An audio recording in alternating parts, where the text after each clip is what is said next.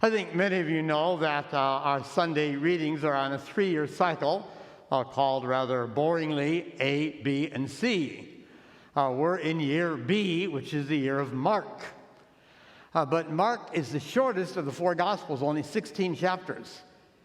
And there's not enough passages in the Gospel of Mark to fill all the 30-plus Sundays of ordinary time.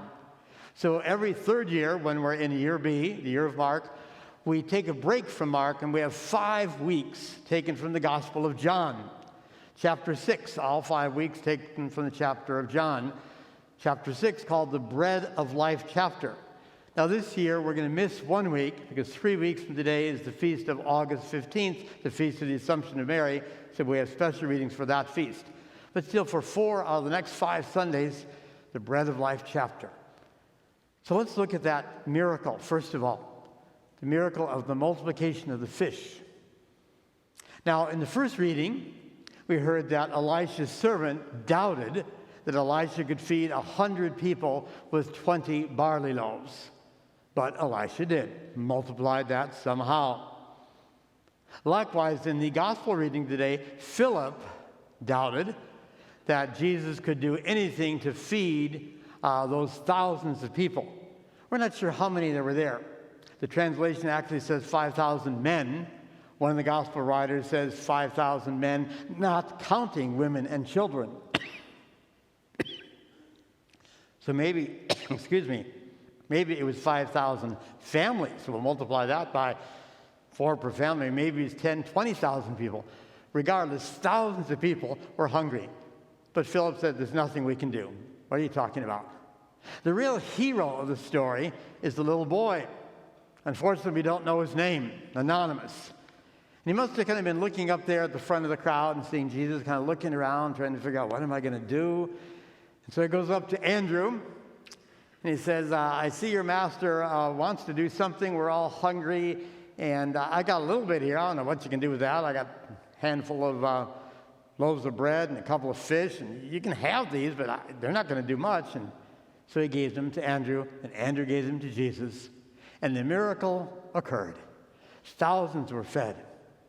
So that little boy is a symbol of each one of us. You see, the gospel, the miracle of the multiplication of bread and fish is one of the few miracles that's in all 4 gospels. In fact, 2 of the gospels have 2 different multiplications of bread and fish. So it's a very important miracle.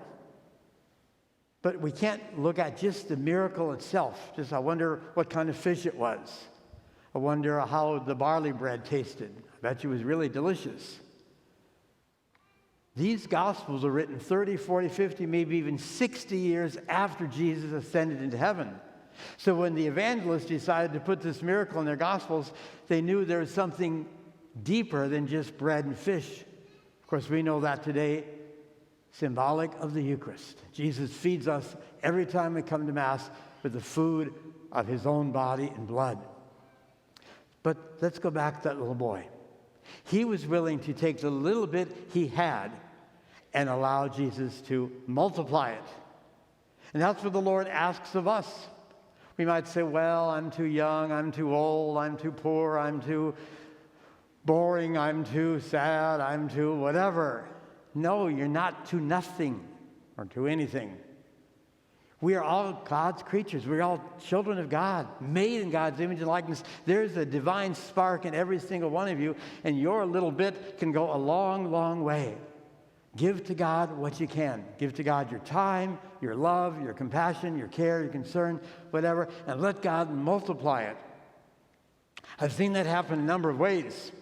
I've told you before that my mom used to get all kinds of begging letters from missionaries and charities all over the world. And once a month, she'd sit down and put a $1 bill in each one and send it off.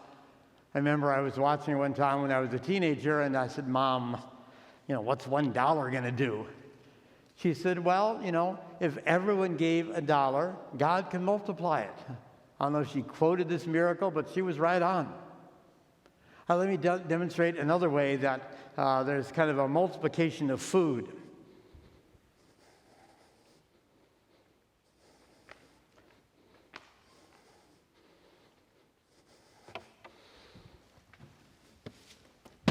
I love Cheerios.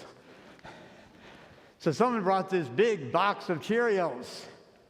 Now, they may have been thinking, and you might be thinking, well, that's nice, but there's thousands of homeless people here in Las Vegas. What's one box of Cheerios going to do for them?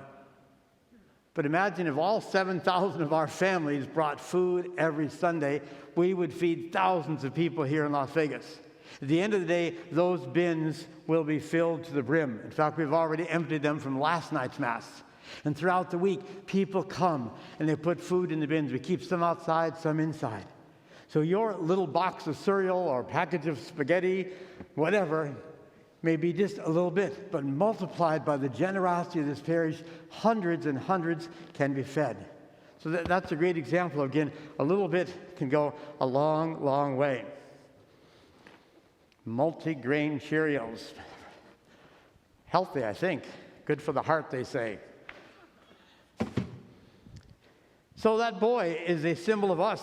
Are we willing to give to God some of what we have? The other interesting part of this gospel, and I could go for hours on this gospel, there's so much there, but are the leftovers. Jesus said after they all had their fill, gather the fragments left over so nothing's wasted. Now that's a good rule. We should not waste food.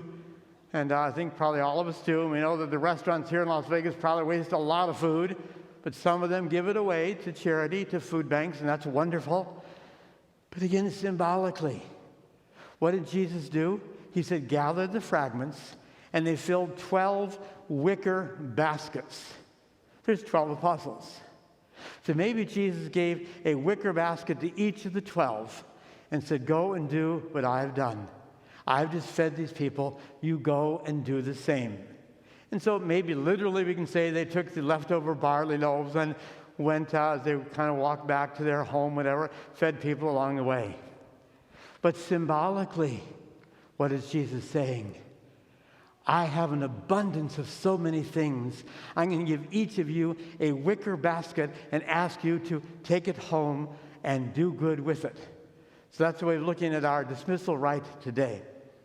God is the God of love. God has so much leftover love that God's going to give each of you a wicker basket of love and ask you to spend it this week.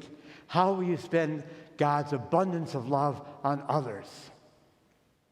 God is a God of forgiveness. God is overflowing with forgiveness. He has leftover forgiveness. So God's going to give each of you a wicker basket of forgiveness and ask you to go and forgive others. Especially maybe some people in your life that you've been keeping at a distance. They've hurt you and you're not willing to accept their apology. Maybe this is the week that happens. God is the God of generosity, and God has so much generosity, He has leftover generosity. So God's going to give each of you a wicker basket of generosity and ask you to take that generosity and spend it this week. It might be monetary generosity, it might be food, it might be time. A lot of us have a lot of time in our hands. Can you give that to others? God is the God of compassion. He has lots of compassion, fragments left over.